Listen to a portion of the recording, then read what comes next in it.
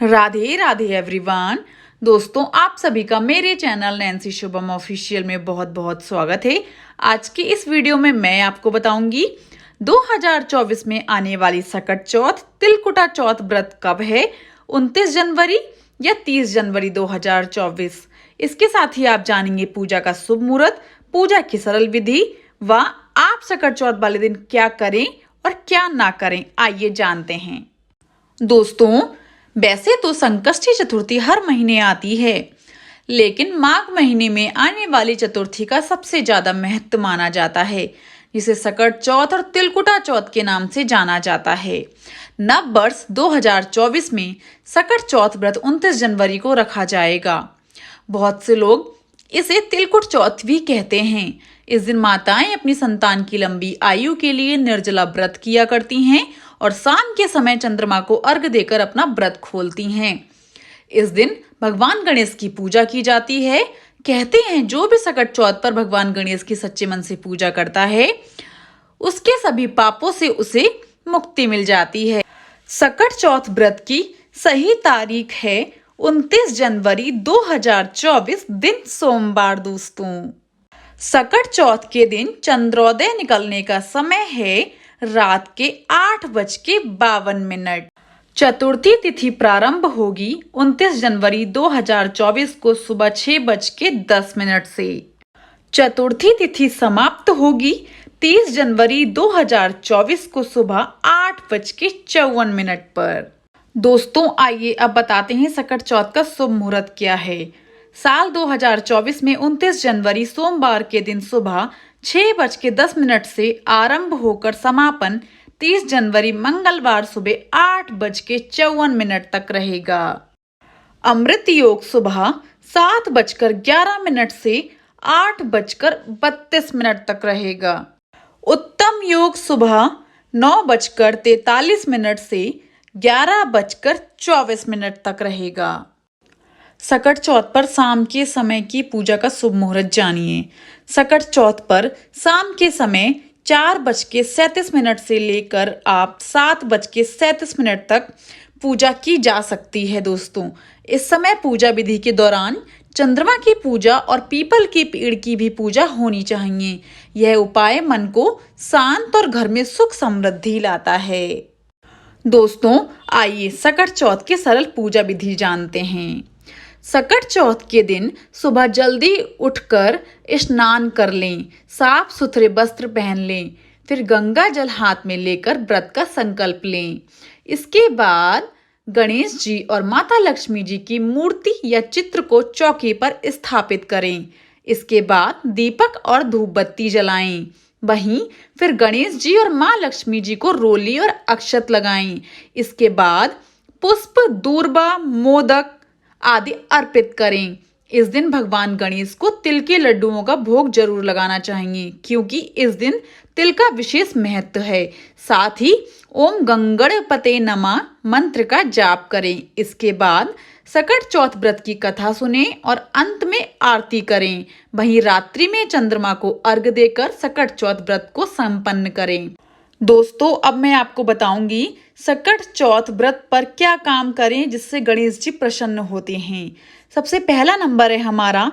सबसे पहली बात यह है कि आज के दिन पूजा के समय आप वामावर्ती यानी उस गणेश मूर्ति का पूजन करें जिनकी सूंड बाएं तरफ मुड़ी हो। ये गणेश जी आसानी से प्रसन्न होते हैं और सामान्य विधि से इनकी पूजा होती है।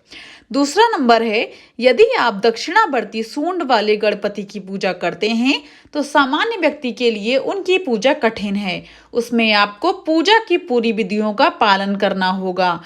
आपको यह पूजा किसी पंडित जी से विधि विधान से कराना पड़ेगा। दोस्तों, तीसरा नंबर है, शुभ कार्यों में हमेशा लाल, नारंगी, हरे, पीले रंगों का उपयोग होता है। आज के दिन माताएं इन्हीं रंगों के वस्त्रों का उपयोग करें।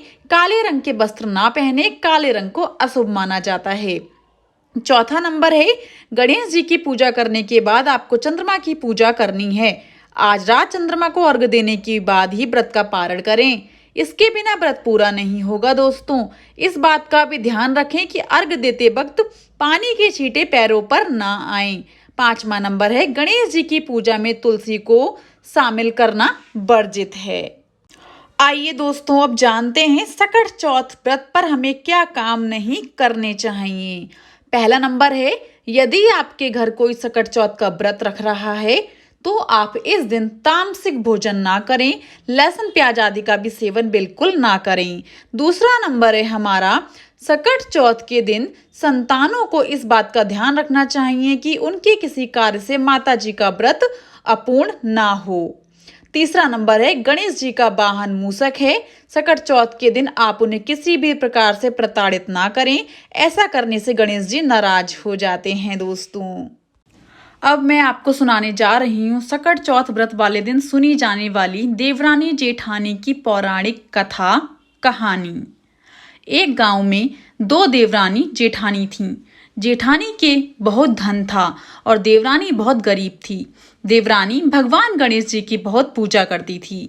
वह अपनी जेठानी के घर रोज आटा पीसने के लिए जाती थी और जिस कपड़े से आटा छानती थी वो कपड़ा अपने घर लाकर पानी में धो लेती और अपने पति को धुला हुआ पिला देती।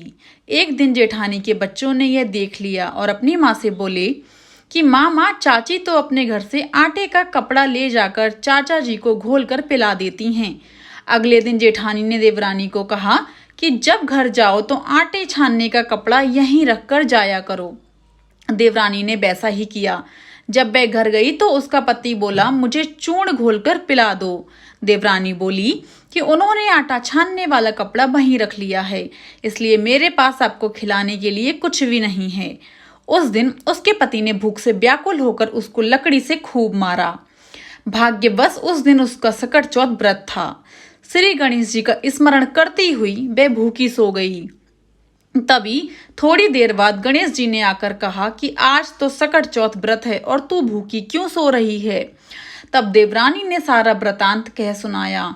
फिर भगवान बोले कि आज मैंने तिल चौथे के कारण चूरमा व तिलकुट्टा बहुत ज्यादा खाया है, इसलिए निमटने का मन है। सो कहाँ निमटूं, कहाँ जाऊं। वह बोली, महाराज बहुत जगह पड़ी है, जहां चाहूं चले जाओ। गणेश जी ने सारा घर भर दिया। निवट से आकर बोले, पोछू कहाँ। वह बोली, मेरा ललाट पड़ा है, पोछ लो। गणेश जी पोछ कर चले गए। थोड़ी देर बाद उठकर देखा कि सारा घर हीरे मोती से जगमगा रहा था। सारा सिर भी सोने की आभूषणों से चमक रहा था। धन को बटोरने में देर हो गई, इसलिए जेठानी के यहाँ काम के लिए नहीं जा सकी। जेठानी ने अपने बच्चों को चाची के घर देखने के लिए भेजा कि जाओ देख के आओ चाची क्यों नहीं आई आज। बच्चों ने आकर अपनी माता से कहा कि माँ, चाची के घर में तो अब बहुत धन हो गया है। जेठानी भागी भागी अपनी देवरानी के पास आई और पूछा कि तुम्हारे पास इतना धन कैसे हो गया। भोली वाली देवरानी ने सारी घटना सच सच बता दी। इतना सुनकर जेठानी अपने घर आई और अपने पति को बोली कि मुझे लकड़ी से बहुत मारो। देवरानी को देवर जी ने बहुत मारा, इसलिए उसके बहुत धन हो गया। उसका पति बोला, भाग्यवान तू धन की भूखी क्यों मार खाती है। लेकिन वो नहीं मानी और बहुत मार खाकर अपना मकान खाली करके गणेश जी का स्मरण करके सो गईं। गणेश जी आए और कहने लगे, उठ और मुझे बता कि मैं कहाँ निमटने जाऊं। तब वो बोली, मेरी देवरानी का छोटा सा मकान था, मेरे पास तो बहुत बड़ा मकान है, जहां इच्छा हो वहीं चले जाओ। गणेश जी ने निमटना कर लिया। अब बोले, पोछूं कहाँ। तो जेठानी ने गुस्से में कहा, मेरा ललाट पड़ा है, पोछ लो। गणेश जी पोछ कर चले गए। थोड़ी देर बाद उसने आकर देखा तो सारा घर सड़ रहा था और बदबू आ रही थी। तब वो बोली, हे गणेश जी महाराज, आपने मेरे साथ छल कपट किया है। देवरानी को तो धन वैभव दिया और मुझे कूड़ा दिया। गणेश जी आए और बोले, तू धन के लालच में मार खाई और उसने धर्म के कारण मार खाई। जेठानी क्षमा याचना करने लगी, हे गणेश जी, मुझे धन नहीं चाहिए, आप ये सब पहले की तरह कर दो। तब गणेश जी बोले कि तू अपने धन में से आधा धन देवरानी को दे, जब ही मैं अपनी माया समेटूंगा। जेठानी ने आधा धन देवरानी को दे दिया, परंतु कहीं एक सुई धागा रह गया। जब जेठानी ने सुई धागा देवरानी को दिया तब भगवान गणेश जी अपनी माया समेट ली। हे गणेश जी महाराज, जैसे देवरानी के भंडार भरा वैसे सभी के भरना, और जैसा आपने जेठानी के साथ किया वैसा किसी के साथ नहीं करना। दोस्तों, अगर आपको आज की ये वीडियो पसंद आई हो, आपको जानकारी पसंद आई हो, तो जाने से पहले मेरे चैनल को लाइक, शेयर एंड सब्सक्राइब करना बिल्कुल भी ना भूलें and also press the bell icon, ताकि मेरी कोई भी इंफॉर्मेटिव वीडियोस आएं आपको नोटिफिकेशन तुरंत मिल जाएं। आप सभी को सकट चौथ व्रत की हार्दिक शुभकामनाएं। राधे राधे एवरीवन।